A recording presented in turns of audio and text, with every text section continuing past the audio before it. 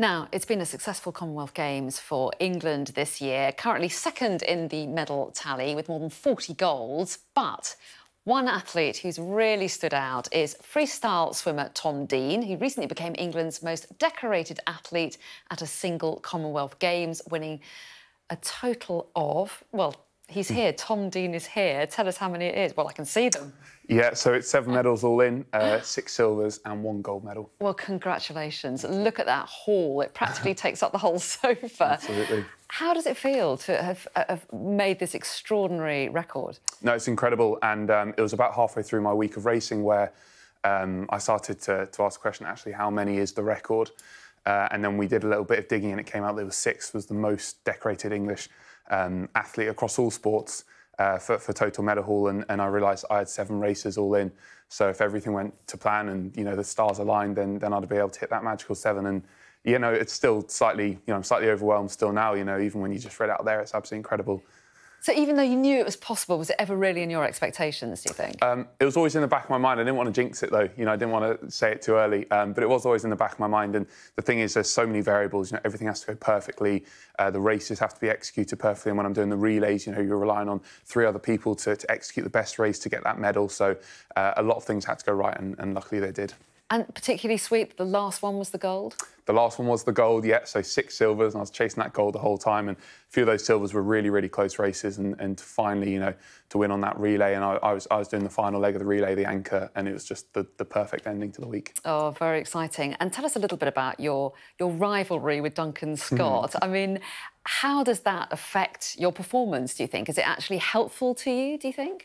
I can't seem to get away from the guy, honestly. I think we didn't invite him today. So yeah, true. The first day I've got away from him. No, it is great. We're really great mates, in and out of the pool. But that rivalry is so tight. So my medley swim, for example, I think he had me by 12 100ths or 13 100ths of seconds. So it's so close, fine margins. But I think we do push each other on as well, because we do similar events. Both in the same country, we went 1 and 2 at the Olympics last year in the 200 freestyle, so we're always, getting the best out of each other. And, I mean, it's an extraordinary result after what I'm sure has been a lot of build-up and training and hard work. Give us a sense of what is involved in preparing for a Games like this. Yes, it's a year-long preparation, ultimately. So we finished the Olympics last year, I took a small break, and then it's straight back in, you think about the next one. So it is a full, 11 months of training, and that's 10 swim sessions a week, 4 gym sessions a week. We're doing core, we're doing, stretching sessions in and around it. It's 30+ hours a week of training, and that's for 11 straight months. So finally, when you get to competition, that's almost the best bit, because you've done the hard work and you can just focus on the racing. But then it becomes about executing those perfect race plans, doing exactly what you've been working on in training. Yeah, and making all that training count, I guess, and not wasting that opportunity. And so what now, then? Do you get a rest now? Do you get to kind of long lie-ins and not go near a swimming pool? That would have been nice, but actually I was back in the water yesterday training. So we did the last race on Wednesday, and then I was back in the training hub in Bath, back to training, because we've got the Europeans next week. So we fly out to Rome on Monday.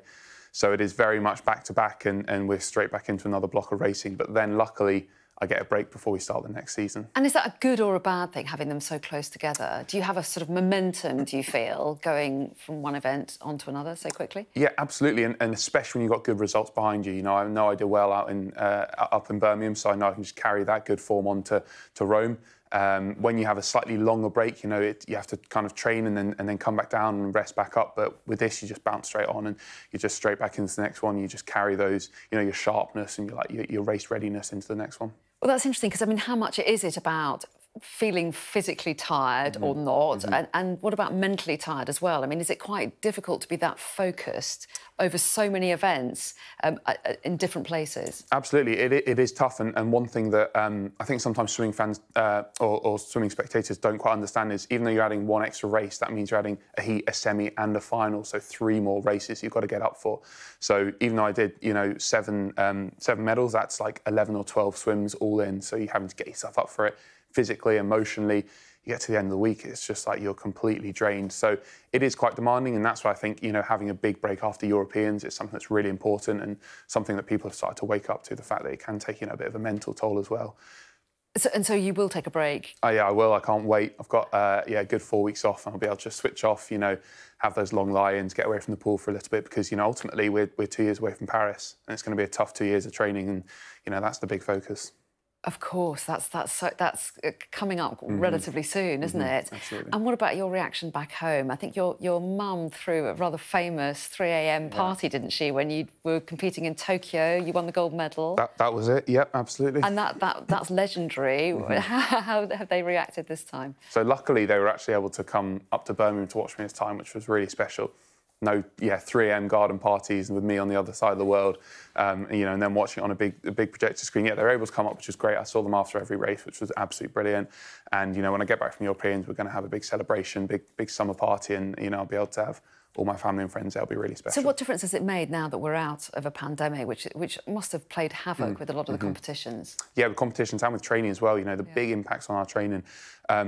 Birmingham crowd, I was just saying earlier, I've never, ever experienced anything like it. It was unreal. 5,000 fans in the Sandwell Aquatic Centre, all on their feet, whether it was like a heat session on day 3 or the big final session on day 6, they were just absolutely bouncing. So when I won that relay, got my 7th medal, reached, the most decorated English athlete, and won that, the final race of the whole meet, it was just absolutely electric. I've never, ever experienced anything like it. And why do you think that was? Do you think it's partly because everyone was so happy to be back watching competition again? Yeah, 100%. We've been starved of live sport for 2 years, and swimming especially, it's just not the same without that crowd. So everyone's come back, home games to win at the end. It was just, the support for the English swimmers was incredible. Well, huge congratulations. It may take you some time to pick up all your medals and leave the studio, but thank you for bringing them in, and what an achievement. Tom Dean, really lovely to see you. Thanks very much indeed. Thank you.